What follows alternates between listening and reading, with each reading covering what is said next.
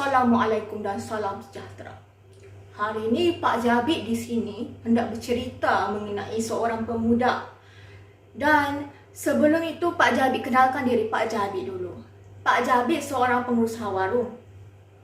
Dan cerita-cerita yang Pak Jabir selalu kisahkan kepada anak-anak ini sebenarnya kisah yang Pak Jabir nampak dekat warung-warung Pak Jabir. Jadi Pak Jabir harap sangat perkara ini, kisah ini, cerita ini dapat memberikan pengajaran untuk anak-anak semua. Jadi kisah Pak Jabir mengenai seorang pemuda namanya Mak Jenin. Jadi Mak Jenin ni dia seorang yang suka berangan-angan. Bagus berangan-angan tu. Cumanya terlampau banyak angan-angan kosong. Pening Pak Jabir. Jadi Mak Jenin ni hari-hari datang ke warung Pak Jabir. Makan sarapan, minum kopi, makan petang. Kemudian main dalam aji pula. Naik turun aji berapa kali, Pak Jabir pun tak tahulah. Jadi kadang-kala adalah juga Pak Jabir minta tolong untuk Mak Jenin membantu Pak Jabir angkat pinggan mangkuk.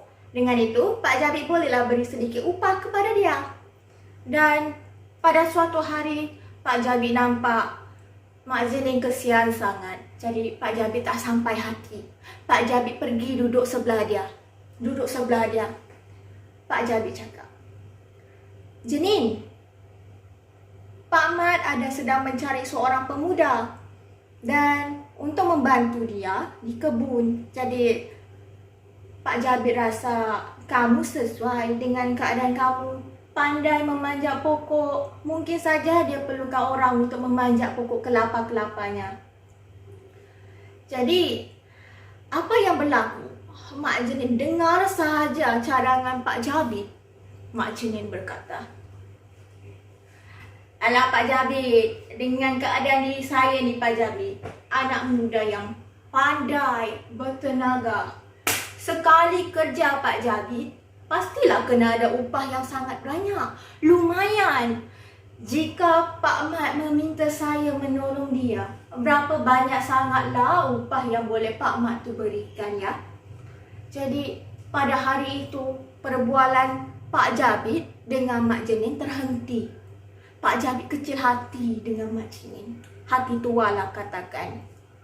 Jadi nak dikisahkannya ni, pada suatu hari apabila Pak Mat sedang berada di dapur, anak gadisnya yang cantik, jelitawan, datang dan meminta tolong kepada ayahnya. "Wahai ayah, bolehkah tolong Manisa untuk memetik beberapa biji buah kelapa? Manisa hendak membuat kuih ayah." Jadi Pak Mat ketika itu sudah termenung. Pokok kelapanya ni tinggi-tinggi. Aku sudah tidak larat. Siapalah yang boleh aku minta tolong ya? Getus hati kecil Pak Mat. Jadi Pak Mat terfikirkan seorang pemuda yang sangat pandai memanjat pokok. Jadi dia pergilah ke rumah pemuda itu. Dan pemuda itu ialah Mak Jenin. Jadi gembira sungguh hati Pak Mat apabila ternampak Mak Jenin kebetulan berada di hadapan rumahnya. "Oi Mak Jenin," panggil Pak Mat. Mak Jenin yang berjalan-berjalan ke sana ke sini tersentak apabila namanya dipanggil. Pak Mat! Kenapa Pak Mat?" Jadi Pak Mat ni pun tanpa mendengarkan masa terus menyuarakan hasrat hatinya. "Begini Mak Jenin, anak gadis aku Manisa perlukan beberapa biji kelapa. Jadi aku perlu memanjat pokok kelapa yang tinggi itu untuk mendapatkan buah kelapa. Tapi lutut tuaku ini sudah terketar-ketar, tidak larat lagi hendak memanjat pokok kelapa itu. Aku pula tak sampai hati hendak menghampakan hati anak aku." Jadi sejurus saja Mak Jenin mendengarkan nama Manisa, anak gadis jelita Pak Mat. Jadi Mak Jenin pun mempunyai satu bayangan. Wah, pastinya ini mungkin satu ujian untuk aku mengahwini Manisa. Jadi Mak Jenin pun berfikirlah begitu. Padahal upahnya ialah daging kambing. Dan akhirnya Mak Jenny pun terus bersetuju. Baiklah Pak Mat, pokok kelapa mana yang Pak Mat hendak saya panjat? Saya terus pergi panjat. Kemudian Pak Mat menunjukkan pokok kelapa itu. Dan Mak Jenny terus berjalan ke belakang rumah Pak Mat dan memanjat pokok kelapa itu.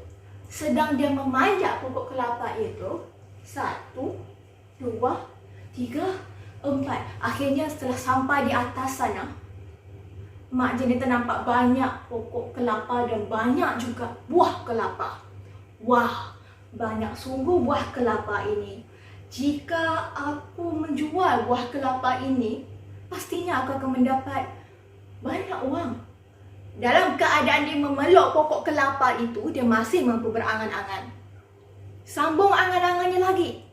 Setelah mendapatkan keuntungan, aku pasti boleh membeli kuda, lembu, kambing. Jadi aku akan menjual lembu dan kambing itu. Setelah disembelih, aku menjual dagingnya dan aku akan mendapat uang lagi. Dan waktu itulah ramai orang akan mengenali aku sebagai seorang pengedar daging. Wah, sungguh kaya.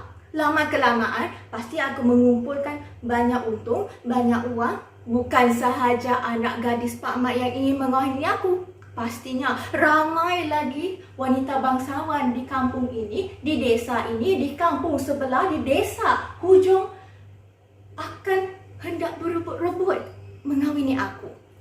Jadi, dalam keadaan dia sedang berangan-angan, dia tidak sedar bahawa dia masih lagi memeluk pokok kelapa itu. Dan akhirnya, sedang dia memeluk, sedang dia berangan-angan, dia menjerit, "Aku kaya!" Terus terlepas pelukan dia daripada pokok kelapa itu. Dan jatuh dia, rebah. Berdebus. Semua orang terkejut mendengar bunyi yang kuat itu. Rupanya Mak Jenny terjatuh. Mak Jenny terjatuh, langsung tak sedarkan diri. Ada yang kata Mak Jenny tak sedarkan diri kerana telah meninggal. Ada yang kata Mak Jenny tak sedarkan diri kerana dia pingsan dalam satu jangka masa yang lama. Jadi, itulah kisah sedikit sebanyak mengenai Mak Jenny. Pak Cik harap dia dapat memberi pengajaran kepada kita semua. Boleh berangan-angan, tapi janganlah angan-angan kosong. Selitkan dengan usaha, doa dan tawakal. Pak Cik rasa itu sahaja daripada Pak Jabi. Pak Jabi nak pergi solat. Pak Jabi minta izin diri dulu.